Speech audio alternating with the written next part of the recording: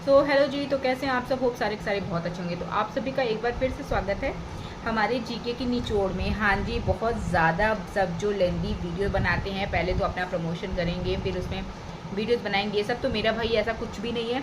चलो मैं फटाफट से, जिसने भी यूपी SSSC का फॉर्म भर के रखा है उसमें जितनी सभ्यताएं हैं, तो सबसे पहले मैंने आज लूसेंट की बुक से सैंधव सभ्यता यानी कि सिंधु सभ्यता का निचोड़ मैंने निकाला है, वो भी 1 लाइन में। वो भी सारे महत्वपूर्ण हैं।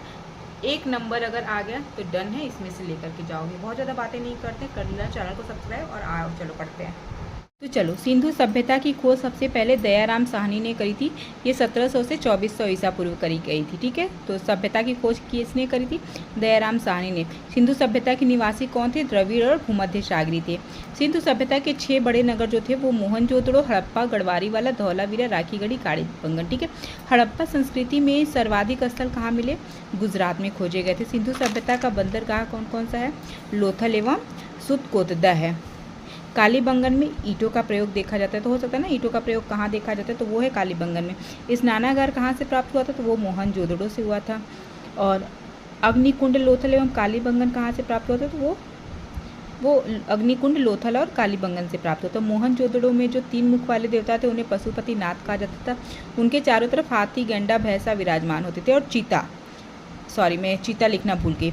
तो भाई इसमें आप गाली जैसे मोटे होते हैं ना, तो गैंडा हो गया, हाथी हो गया, भैंस हो गया, तो 3 तो आप इससे याद रख लोगे, और एक चीता याद रख लेना, है ना, जो कि हमारा राष्ट्रीय पशु है। ठीक है, मोहनजोदड़ो से क्या मिली थी? कांस्य की मूर्ति मोहनजोदड़ो से मिली थी। श्रृंगी पशु का अंकन हड़प्पा के मोहरों पर किया गया था।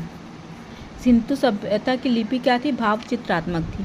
सिंधु सभ्यता की लिखावट दाईं से बाईं ओर लिखी जाती है। हम लोग बाएं से दाएं लिखते हैं ना, तो ये लोग दाएं से बाएं लिखते थे, लेकिन दूसरा जो होता था लाइन, वो बाएं से दाएं ही लिखा जाता था। सिंधु सभ्यता के लोग नगरों और घरों में विन्यास के लिए ग्रिड पद्धति का प्रयोग करते थे।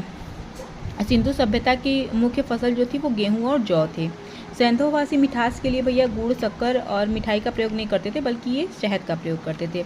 मिट्टी से बने हल को क्या कहा जाता? मिट्टी से बने हल कहाँ से मिले? तो ये मिले थे बनमाली से। रंगपुर एवं लोथल से चावल के दाने मिले, जिससे पता चलता था कि रंगपुर और लोथल में चावल और चने और धान की खेती की जाती थी, है ना। और सुरकोतदा, कालीबंगन एवं लोथल से घोड़े के अस्थि पंजर मिले थे। तौल की इकाई मोस्टली यानी संभवतः, ये कोई अभी निश्चित नहीं, लेकिन संभवतः ये 16 के अनुपात में होती थी। सिंधु सभ्यता के लोग क्या प्रयोग करते थे? बैलगाड़ी, भैंसा गाड़ी, जो कि अभी हम लोगों ने भी कभी कभी बैलगाड़ी तो देखा ही है। और मेसोपोटामिया के अभिलेखों में वर्णित जो मेलुहा शब्द है उसका अभिप्राय है सिंधु सभ्यता से ही है। सिंधु सभ्यता के लोग भूमि को क्या मानते थे? उर्वरता की देवी। तो सच में भूमि जो है उर्वरता की देवी है ही है। और वृक्ष पूजा, शिव पूजा का प्रचलन किसमें था? सिंधु सभ्यता में था, जो कि आज भी हम सब अपनाते। स्वास्तिक चिन्ह का प्रयोग हड़प्पा की देन है। इसको भी संभवतः में ही रखा गया है। सिंधु सभ्यता में कोई मंदिर का अवशेष नहीं मिला था, जिसमें से हमें नहीं कोई पता चलता है कि यहाँ पे मंदिर पूजा लोग करते थे मंदिरों में जाकर या नहीं। सिंधु सभ्यता में कुबेर वाले साड़ की पूजा की जाती थी। सिंधु सभ्यता मातृसत्तात्मक, इसका तात्पर्य मिट्टी से है। सिंधु सभ्यता में सूती वस्त्र का प्रयोग किया जाता था और ऊन के वस्त्रों का, जो कि आज भी हम अपनाते हैं। यानी बहुत सारी ऐसी चीज़ें हैं जो सिंधु सभ्यता को अपना रहे हैं। सिंधु सभ्यता में काले रंग से डिज़ाइन किए जाते थे मिट्टी के बर्तन पे। सिंधु सभ्यता के लोग तलवार से परिचित नहीं थे, यानी भैया ये मतलब इससे बंदूक नहीं, तलवार से भी परिचित नहीं थे। कालीबंगन का अर्थ होता है काली चूड़ियाँ। पर्दा प्रथा एवं वेश्यावृत्ति की प्रथा भी सिंधु सभ्यता की देन है, यानी कि अभी भी ये प्रथा कहीं कहीं है ना। तो दिल्ली का जो जीबी रोड है भैया, वो यहीं से आया है, हड़प्पा सभ्यता से।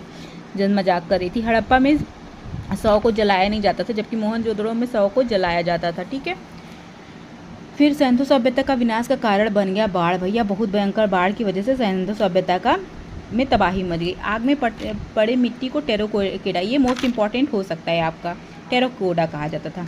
चलो बात करते हैं भैया आयात निर्यात क्या क्या था, इनके में कौन कौन सी धातु थी और कहाँ कहाँ आयात निर्यात किया जाता। तो पहले तो देख लेना आप, चांदी, सोना, टीन, ठीक है, और सीसा। इसमें अफ़गानिस्तान ईरान ये तीनों क्या है जो है, मतलब हर जगह अफ़गानिस्तान ईरान, ठीक। तो तवा बस यही तांबा ही एक ऐसा चीज़ है जो कि अलग राज्यों में भेजा जाता था, अलग प्रदेशों में। खेतड़ी बलूचिस्तान ओमान, चांदी अफगानिस्तान ईरान, सोना क्या कर्नाटक में भी था, अफगानिस्तान और ईरान।